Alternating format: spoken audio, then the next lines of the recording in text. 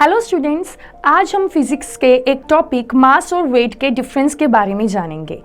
In daily life we usually when measure anything और हम उसे बोलते हैं कि this is the weight of this particular object. For example, if you measure your weight on the ordinary balance you usually say कि ये मेरा weight है, बट एक्चुअली में that is not the weight, because weight को आप spring balance के साथ major करते हैं।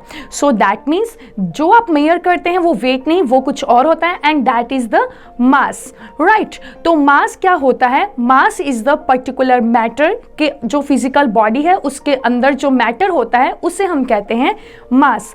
जबकि वेट होता है जिस फोर्स ऑफ ग्रेविटी के साथ कोई दूसरा ऑब्जेक्ट उस पर्टिकुलर ऑब्जेक्ट को अपनी तरफ खींचे।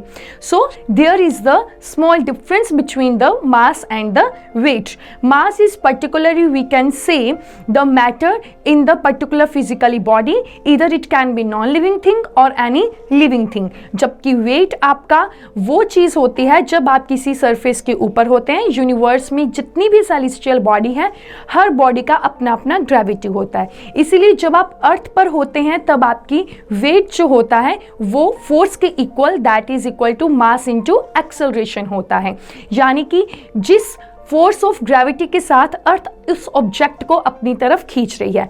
तभी जब आप मून पे जाते हैं, मून का आपका वेट 1/6 ऑफ द अर्थ हो जाता है। क्यों? क्योंकि मून के ऊपर ग्रेविटी अर्थ के 1/6 होती है। लेट्स सपोज अ बॉडी का वेट अर्थ के ऊपर 30 kg है, मून पे जाके वो वेट हो जाएगा 5 kg, राइट। सो इस तरह से वेट और मास में डिफरेंस होता है।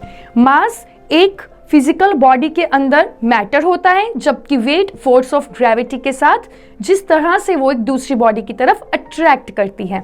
मास को आप मेजर करते हैं केजी में, जबकि वेट को आप मेजर करते हैं न्यूटन में। Weight which is equal to force is equal to mass into acceleration, that represents in the Newton, which is also our Newton's second law of motion. So thank you.